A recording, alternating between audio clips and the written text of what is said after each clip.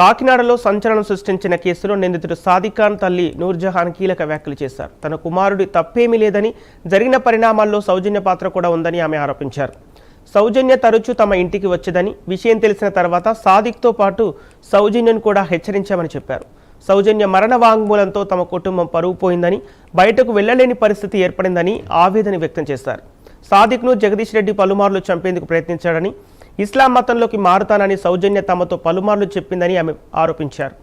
మరిన్ని విషయాలు సాదిక్ తల్లి నూర్జహాన్తో మా ప్రతినిధి కామేశ్వరరావు ఫేస్ టు ఫేస్. రాజు కుటుంబం సామూహిక ఆత్మహత్య సంబంధించి అయితే మాత్రం సాదిక్ ఖాన్ ప్రధాన నిందితుడిగా ఆరోపిస్తున్నారు. సాదిక్ ఖాన్ కుటుంబ సభ్యులు మనతో పాటు ఉన్నారు. సాదిక్ ఖాన్ తల్లి నూర్జహాన్ మనతో పాటు ఉన్నారు. అమ్మ చెప్పండి, మీ అబ్బాయి మీద అనేక ఆరోపణలు వస్తున్నాయి, అసలు ఏంటి, ఏం జరిగింది?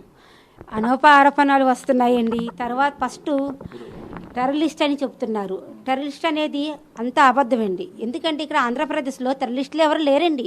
ముస్లిమ్స్ టెర్రరిస్ట్ ఎందుకు అవుతారండి? ఒక రైఫిల్ షూటింగ్ నేర్పిస్తున్నాడంటే ఒక పిల్లలకి డెవలప్మెంట్ చేయాలనేసి నేర్పిస్తున్నాడండి. దానికేమో టెర్రరిస్ట్ అనేసి పేరు పెట్టేశారండి. తర్వాత ఏమో నౌకరాజు ప్రాపర్టీస్ మా దగ్గర ఉన్నాయని చెప్తున్నారండి. నౌకరాజు ప్రాపర్టీస్ మా పేరుని ఎవరిని లేవండి. వాళ్ళు గోల్డ్స్ కానీ, వాళ్ళ బ్యాంక్ డీటెయిల్స్ కానీ, వాళ్ళ ప్రాపర్టీస్ కానీ మా దగ్గర ఏమీ లేవండి.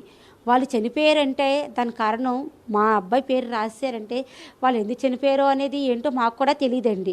మా అబ్బాయి ఆ విషయం తెలిసాక తను భయపడి ఎక్కడికి వెళ్ళాలో తెలియక అలాగే వెళ్ళిపోయాడు గారండి. తను నేరం చేశాను, నేనే నిందితుడు అని కూడా తను వెళ్ళలేదండి.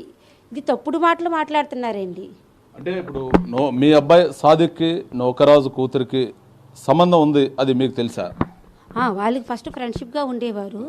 ఆ ఫ్రెండ్షిప్ని ఇలాగంత దూరాన్ని రిలేషన్ కింద తీసుకొచ్చారండి. మరి మీకు ఇది తెలుసు కూడా మీరు మీ అబ్బాయిని హెచ్చరించలేదా? హెచ్చరించానండి. తన సౌజన్యాన్ని కూడా హెచ్చరించాను, సాదిక్ని కూడా హెచ్చరించాను.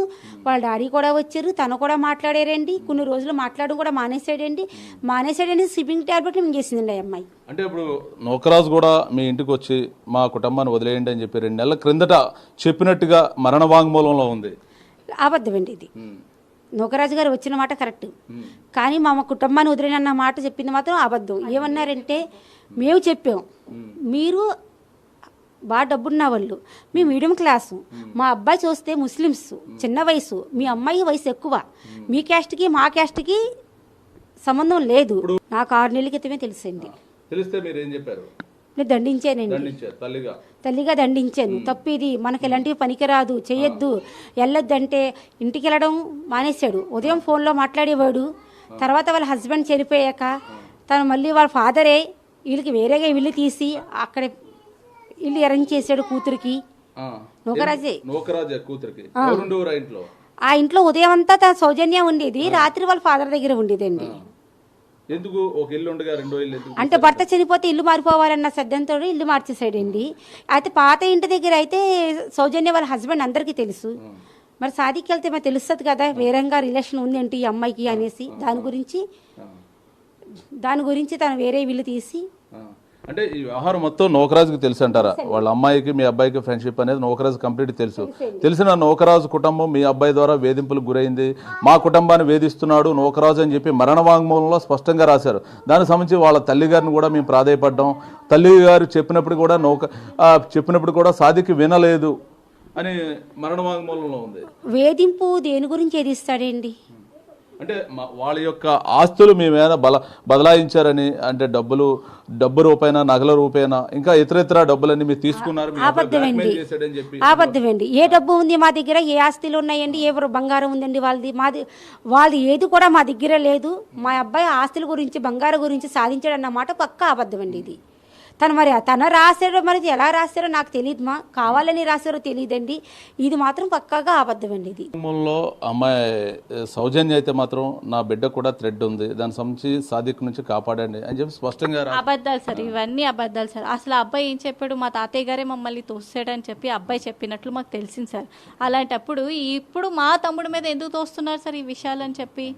ఈ విషయాలు మా బ్రదర్ మీద ఎందుకు తోస్తున్నారు? జరిగింది అంతా మీ అన్నం. అయితే ఏంటి ప్రభుత్వం నుంచి మీరు ఏం కోరుకుంటున్నారు? మీకు ఎటువంటి మేము ప్రభుత్వం దగ్గర నుంచి కోరుకునేది ఒకటే సార్, మా తమ్ముడు ఉగ్రవాది కాదు, మా తమ్ముడు టెర్రరిస్ట్ కాదు, మేము ఎవరిని బెదిరించలేదు, ఎవరి ఆస్తులు మేము తీసుకోలేదు, మాకంటూ ఏమీ లేవు సార్.